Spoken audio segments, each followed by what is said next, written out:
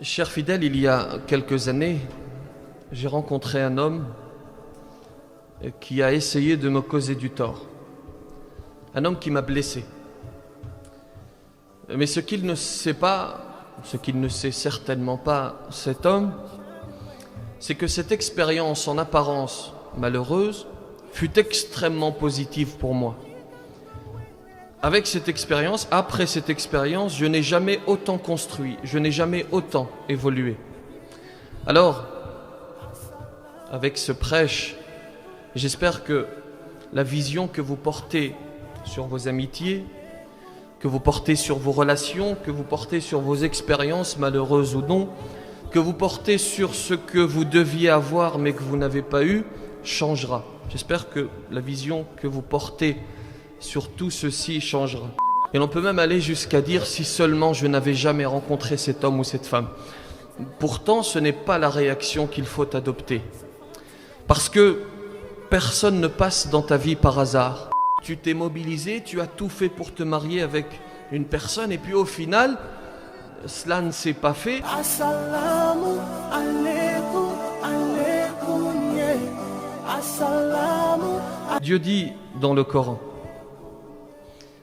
وعسى أن تكرهوا شيئا وهو خير لكم وعسى أن تحبوا شيئا وهو شر لكم والله يعلم وأنتم لا تعلمون. Lorsque l'on vit une expérience malheureuse, dans la plupart des cas, on se pose certaines questions. Pourquoi ? Pourquoi est-ce que le Créateur me fait vivre cela ? Pourquoi est-ce qu'il a mis sur mon chemin cet homme ou cette femme ? Et l'on peut même aller jusqu'à dire si seulement je n'avais jamais rencontré cet homme ou cette femme. Pourtant, ce n'est pas la réaction qu'il faut adopter. Parce que personne ne passe dans ta vie par hasard. C'est le sens de ce que dit Ibn Taymiyyah, rahmatullahi alayhi, lorsqu'il dit « Personne ne passe par hasard dans ta vie. Tous ont quelque chose à t'apporter. Allah le Très-Haut ne t'envoie pas les personnes que tu désires. Plutôt, il fait en sorte que celles dont tu as besoin croisent ton chemin. Il faut être certain qu'il est sage. Il faut être certain, on le sait tous bien entendu qu'il est sage, mais être certain, être conscient, c'est autre chose, c'est un autre degré.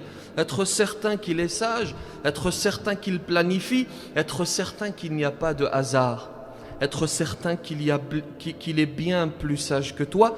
C'est pour cela que parfois certains de nos désirs, certains de nos rêves ne se réalisent pas parce qu'ils ne sont pas forcément bons pour toi, parce qu'ils ne sont pas forcément bons pour nous.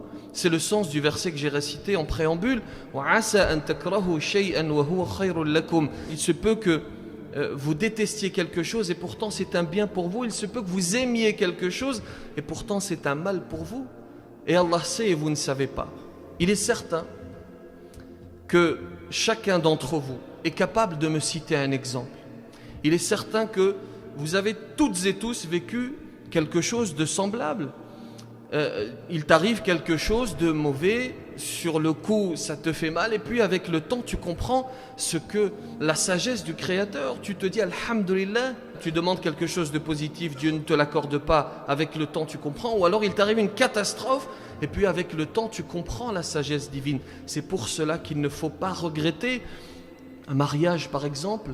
Tu t'es mobilisé, tu as tout fait pour te marier avec une personne et puis au final cela ne s'est pas fait et parfois avec le temps tu comprends la sagesse. De la même manière, tu te mobilises corps et âme pour un projet, il n'aboutit pas et avec le temps tu comprends et tu te dis Alhamdulillah. Ibn Taymiyyah poursuit et dit ceci: certaines personnes t'aideront, d'autres te blesseront, d'autres encore t'aimeront, puis te laisseront de nouveau seul. Oui, car rien n'est définitif. Les gens changent, la vie est ainsi faite. Les gens sont changeants, l'être humain est changeant. C'est pour cela qu'il ne faut pas t'attacher aux créatures, mais attache-toi au Créateur. Attache-toi à celui qui ne change pas. Attache-toi à celui qui ne va pas te décevoir. Alors il est important d'expliciter ces propos.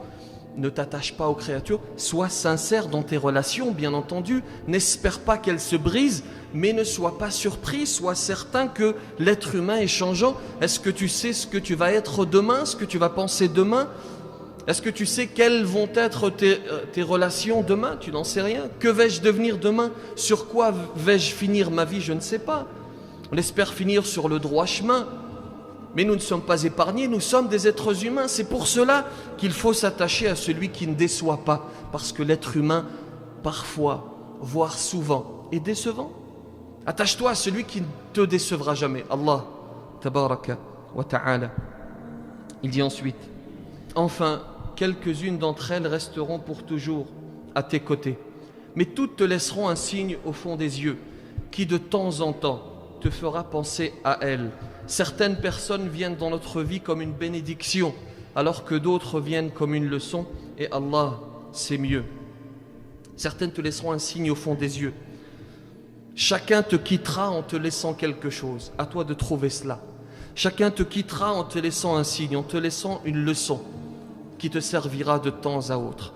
Parfois, tu rencontres des humains qui vont t'apporter énormément, qui t'apportent énormément, spiritualité, bonheur, etc. Et parfois tu rencontres des êtres humains qui t'apportent malheur, mais à toi de trouver la lumière au sein de cette obscurité, à toi de trouver cette flamme au sein de cet apparent malheur, à toi de méditer, à toi de réfléchir et de comprendre le message. De la même manière, lorsque tu divorces, ne dis jamais « j'ai perdu mon temps ». On entend beaucoup cette phrase. Lorsque deux personnes divorcent, j'ai perdu mon temps avec lui, avec elle. Ce n'est pas vrai. Tu en es sorti grandi de ce divorce, même s'il fut violent. Tu en es sorti grandi si tu arrives à comprendre, si tu arrives à réfléchir, si tu arrives à méditer. Et tu vas construire, parce que ce qui est important, c'est le futur. Ce qui est important, c'est de construire l'avenir. Et il termine en disant, on ignore celui qui tient à nous. On tient à celui qui nous ignore. On aime celui qui nous blesse et on blesse celui qui nous aime. Oui, car parfois, on oublie le sens des priorités. On veut contenter, satisfaire le lointain et on oublie le proche. Et on oublie nos amis, on oublie notre famille. Il est important de construire des relations saines avec son entourage, avec sa famille, avec ses amis. C'est le sens de ce que je disais dans la première partie en arabe. Enfin, pour illustrer ce verset, vous pouvez trouver 1001 histoires.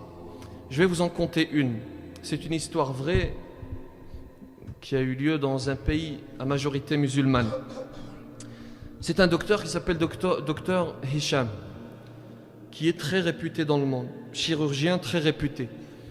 Un jour, il va entreprendre un voyage pour assister à un séminaire.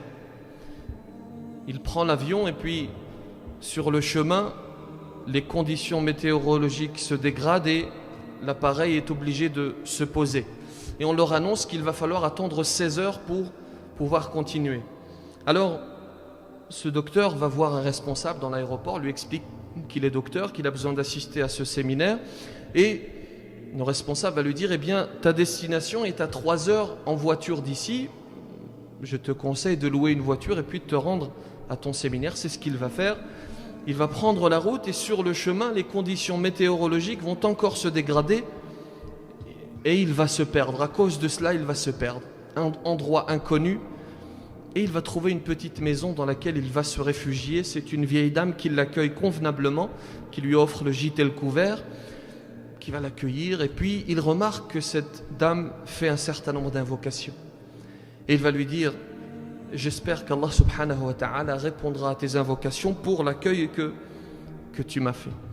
Elle va lui dire, alhamdulillah, le Créateur, Allah subhanahu wa ta'ala, répond toujours à mes invocations.